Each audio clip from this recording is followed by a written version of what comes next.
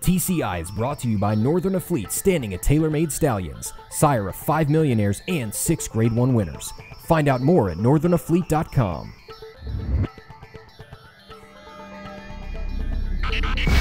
Welcome back to TCI, your inside track to the Breeders' Cup, alongside Ed DeRosa and Joel Cunningham. I'm John Siegel. Good to see you back, man. Thank you. Ed, welcome to the set. How do you like the new digs? This is great. Yeah, glad to be here. All right, guys, we have a huge weekend of racing to talk about. We have 11 when you're in races for the Breeders' Cup this weekend alone. Obviously, we cannot talk about all of those races, so what we're going to do today, we're going to talk about 3 divisions, and we're going to put the East Coast versus the West Coast. I think it's going to be an exciting show. Oh, absolutely, and it's interesting because I think East Coast has better horses, but West Coast clearly has home field advantage for Breeders' Cup, so a lot on the line. Yeah, definitely, and we're going to have to skip some races. We're not going to get to talk about executive privilege in our first try back on dirt around 2 turns and stuff like that. You going to be all right with that? I'm good with that. Hey, okay. People know I like her, but it's good to get a comparative here to sort of see where the strength lies in North America going into these various divisions. All right, let's start off with the filly and mare turf. On the East Coast, we have the Flower Ball. You like Narain, and Ed, you like I'm a Dreamer. I want you to tell me, why is I'm a Dreamer going to win the Flower Ball? Well, I love the Beverly D. I think it was a really strong race. I think we'll probably touch on the runner-up here in a little bit.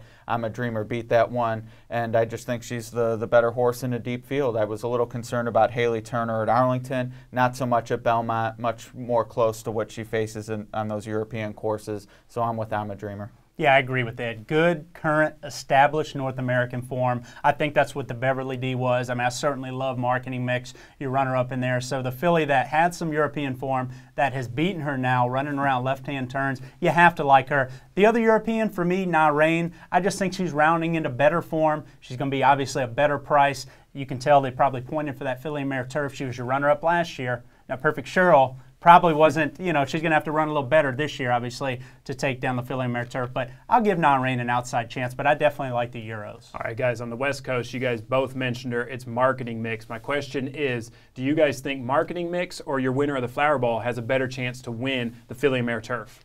Well, I actually like the Flower Bowl a little better, but I do like that Marketing Mix is out west. And Tom Proctor actually had a string at Del Mar this year, so it's not like she's just shipping in. This is an outfit that's familiar with the West Coast, and she'll have to beat 12 in the Rodeo Drive, so no easy task. Yeah, but I don't think it's that good of a group. I mean, Cambina and some of the local horses there, she's just better than those fillies and mares. I mean, I thought she should have won the Beverly D last time out.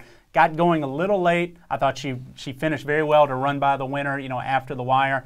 I love Marketing Mix, how they campaigned her this year, spaced her races. I like that they're giving her local prep. So based on that, and just based on Marketing Mix, so I think it's very live in the filly and mare turf, I'm going to say the Rodeo Drive, even though I agree the Flower Bowl is a deeper field. All right, guys, let's stay with the fillies, but let's talk the Ladies Classic. On the East Coast, we have the Belle Dame. It's Tricky and Royal Delta. Tell me, why is Royal Delta going to win this race? I just think she's the better horse. She's already beat It's Tricky when a lot was on the line in last year's Breeders' Cup. I know there was some disappointment in her second last time, but that Pletcher filly ran well. I didn't think there was any shame. It's Tricky obviously had an excuse too, but it just seems when Royal Delta can put it on, she can really put it on. We saw that in the Fleur-de-Lis. We saw it last year in the Breeders' Cup. I think we're going to see a good performance in the Belle Dame. You said something very important there. The Fleur-de-Lis in the Breeders' Cup. If you take away her Churchill Downs performances, she looks pretty ordinary. Touché. You know, she broke her maiden at Belmont, you know, as a 2-year-old, if I can recall, by a dozen lengths. So we know she likes that track, but she's not nearly as explosive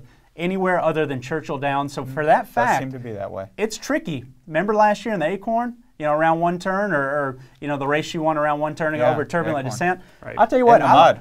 I'll take It's Tricky. On that racetrack, cash for clunkers, watch out on the front end. If they don't respect her, I'm just saying, watch out. All right. All right, and on the West Coast, we have the Zenyatta. JC, you like Include Me Out, and Ed, you're sticking with Amani. Tell me, why do you think Amani can win? Yeah, I've been running Amani the last 2 starts she's had in North America. I have to give her another shot going on dirt. Last 2 were on polytrack. I'm not really sure that was her surface. They obviously wanted to get races into her. I keep reading about how this outfit loves to train horses up to a big spot. This isn't the biggest spot, but this is the time to show, hey, we bought a good South American prospect. I'm running her back one more time on dirt. Yeah, I think it's her 3rd start. I mean, I agree. Amani's a good pick in here because she's finally getting onto that dirt where she was so accomplished in South America. I'm going to go with Include Me Out, though. I just think her form right now, I think that she was winning on the poly track, but here's a filly that is equally as good, if not better, on the dirt. I like her tactical speed over Amani going a mile and 16, so I think Include Me Out is going to be tough to beat. All right, West Coast, East Coast, who has the better chance of winning the Ladies Classic out of these 4 fillies? Ed, I'll go first. Yeah, I think there's some wild cards here. If we see a Royal Delta performance akin to the Breeders' Cup last year or that Florida Lee, she's suddenly the overwhelming favorite, even over Awesome Feather, and probably talk about her going to the Classic. If Amani freaks out like she has in South America, all of a sudden she's a big name. And Include Me Out, 2 Grade 1 wins this year. I don't think she's getting the respect she deserved. Granted, I didn't pick her to win, but certainly she's a division leader. So a lot of different directions. I do think when Plum Pretty went by the wayside, that California division, you know, and the distaffers, I think they got a little weak. Include Me Out is the strength. Amani, I think, will like a mile and 8 at Santa Anita.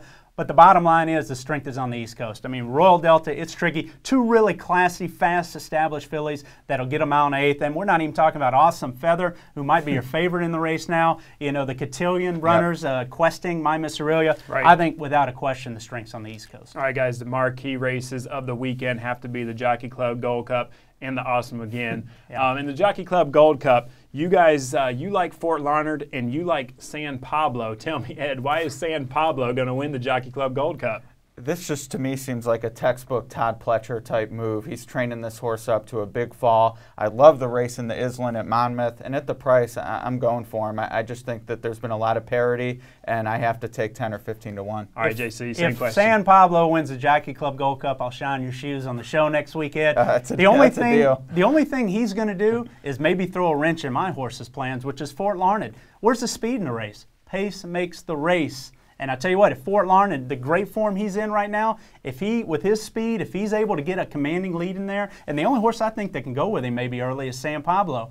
The rest of the race is closers. I mean, Himbook, Ron the Greek, they're all good horses. Flat Out loves the track, I understand. Right. But they all come from way off the pace. Fort Larned has a tactical speed and a big advantage in here, in my opinion. All right, now both of you guys like Game On Dude and the Awesome Again. I mean, there's no question there. But my question is, do you think your winner of the Jockey Club Gold Cup has a better chance of winning the Classic than Game On Dude? Ed, you first. Well, since I like San Pablo, I can't make too strong of an argument that I think he's the Breeders' Cup Classic winner. And I do love Game On Dude. I think he's the most likely winner all weekend. He just seems to lay over this field. Even though the rail draw?